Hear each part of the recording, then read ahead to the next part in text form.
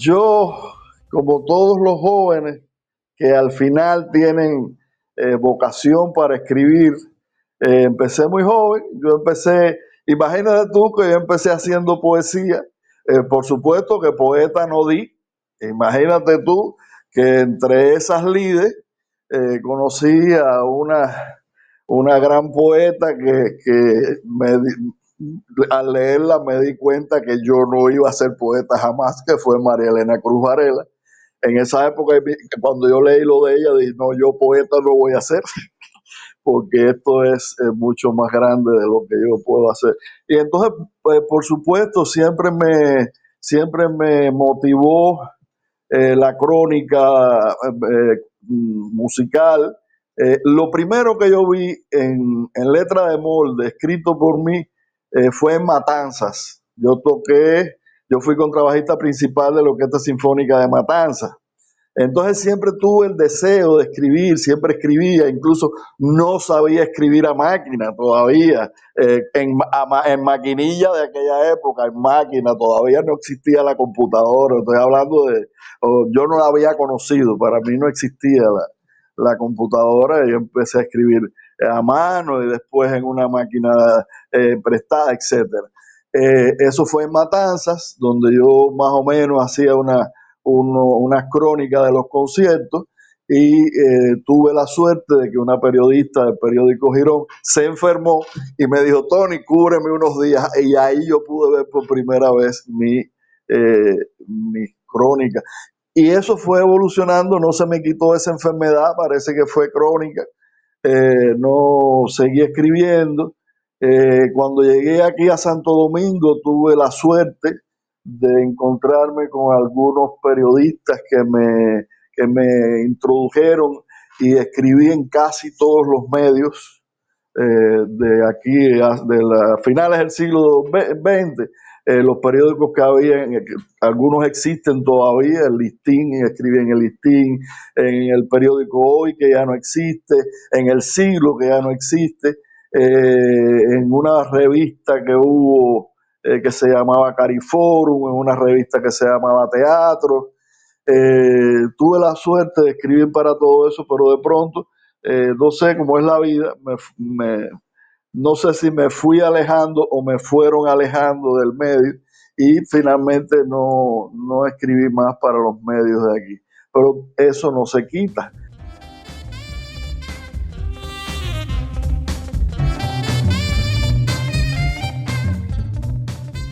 Bueno, ya me había planteado a mí en otros artículos la hipótesis que yo manejo, que se convierte en tesis en este libro.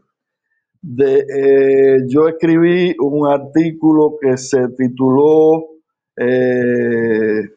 Sin embargo con embargo salsa, donde ahí me descubro para mí cuáles fueron algunas de las causas que originaron la aparición en el mercado del artículo conocido como salsa. Otro empujón importante que tuve para hacer todo ese trabajo, documentar una frase que dice Rondón en su libro La historia de la salsa, pero que no documenta. Rondón dice, está citado ahí en una de las páginas del libro. Rondón dice en su historia de la salsa que Cuba reunió todas las condiciones para convertirse en el centro de la industria musical del Caribe. Sí, eso él lo menciona, pero no lo documenta, no dice por esto, por lo otro, porque hubo en La Habana tal cosa, porque desde el siglo XIX las danzas se apoderaron del mercado. Él no explica nada de eso, sino que porque su objeto de estudio era la salsa. Es decir, él no va a descubrir cuáles son los orígenes de la salsa, no va a descubrir las causas políticas, sociales y económicas que originan la aparición de un nombre de marca en el mercado que no existía, para identificar un producto que sí existía en el mercado. Ahí yo eso lo trato de explicarlo en el libro lo mejor posible para que todo el mundo lo pueda entender. Pero esas fueron los es decir, lo que me fue empujando y sobre todo que todo lo que he leído acerca de las causas que provocaron la aparición de la salsa no me cuadran. Ninguna de las tesis ni de las hipótesis de nadie que ha escrito sobre la salsa, porque fíjate qué curioso, de la salsa han escrito matemáticos, periodistas, de todo tipo de profesiones, sociólogos, menos músicos o musicólogos. A la musicología cubana de Cuba, yo entiendo perfectamente que les está vedado, porque cuando vayan descubriendo lo que yo pongo en ese libro, no lo van a poder publicar en ningún lugar. Y si insisten, van presos.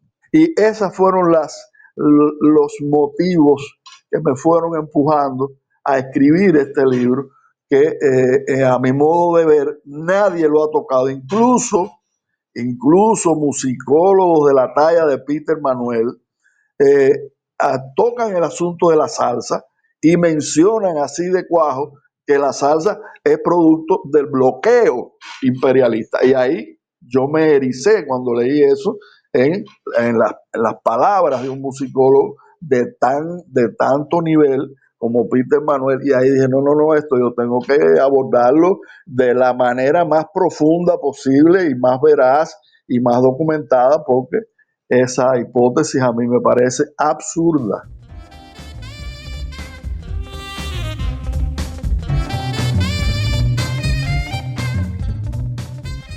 El libro yo creo que debe ser leído porque es primero una visión completa de la historia de la música popular profesional. Muy importante eso. Yo no hablo ni de la música folclórica, ni de la música de aficionados. Yo hablo de la música como mercancía, así a lo llano, así a lo directo. La música como producto que se compra y que se vende, porque las artes en general tienen dos apariencias, según mi criterio, tienen dos apariencias, una espiritual, es un regocijo espiritual, pero el otro, como decía Pablo Picasso, es una mercancía que se compra y que se vende. Picasso decía que él era un gran millonario porque era un gran pintor y porque sus obras se podían vender en el mercado. Entonces, esa es una visión que muy pocas obras que yo haya leído tiene en su contenido. Y la documentación, porque también me propuse eso. No puedo decir nada que no esté absolutamente documentado. Pude haber cometido errores en algunos documentos que el documento estaba equivocado, pero eso ya habría que... pero todo está documentado, todas las citas están tomadas tal cual de los diferentes medios. Hay cientos de medios que yo pude consultar, el Diario de la Marina, La Bohemia, todas esas, y muchísimos libros, el libro de Fortún, de Reyes Fortún, de la discografía, 100 años de discografía, que tiene muy buenos datos, las cartas de Lecuona, que es de donde saqué unos datos muy importantes de lo que pasó con Lecuona y la censura de Lecuona en el primer festival. Eso lo tienen que leer ahí, que tuvo mucho que ver Odilio Urfé en esa historia, y lo que escribió Lecuona antes de morir, que él quería ser enterrado fuera de Cuba, en Nueva York, en un lugar modesto, un mausoleo como él quería, pero no lo enterraran nunca en Cuba mientras existiera en el poder una persona como Fidel Castro, así lo dice en su testamento, como Fidel Castro, u otros de su tendencia política. Eso muy pocas veces, yo la primera vez que lo vi en este artículo de Cristóbal Díaz Ayala, que es de donde yo tomé esa información, y otros datos muy importantes como los de las consecuencias que tuvo el golpe de Estado de Batista en la Filarmónica, que tanto hemos idealizado la Filarmónica de La Habana, porque sucedieron cosas fantásticas en esa orquesta. Y esos músicos, esos mismos músicos de la Filarmónica, ahí es donde está otra cosa que nunca nos había, que muy pocas veces se cuentan. Esos mismos músicos de la Filarmónica que trabajaban con los directores sinfónicos, algunos de los directores sinfónicos más importantes del mundo, como Von Karajan, Eric Kleiber, etcétera, eran los mismos que iban a la Panar a grabar un cha-cha-cha.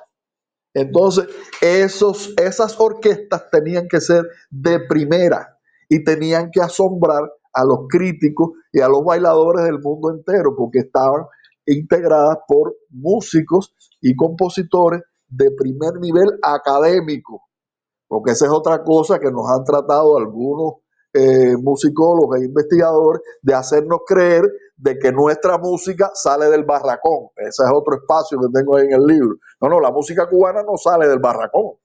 Son los compositores académicos que toman los elementos de la música folclórica, de la música de procedencia africana, de la música de procedencia haitiana, de la música de procedencia europea, y la elaboran académicamente y construyen sus obras musicales. Eso creo que lo van a encontrar en ese libro, muy distinto a otros libros, muy documentado todo lo que está ahí. Hay como una deuda conmigo mismo al leer tantas veces conceptos errados sobre el devenir de la música cubana en los últimos 65 años.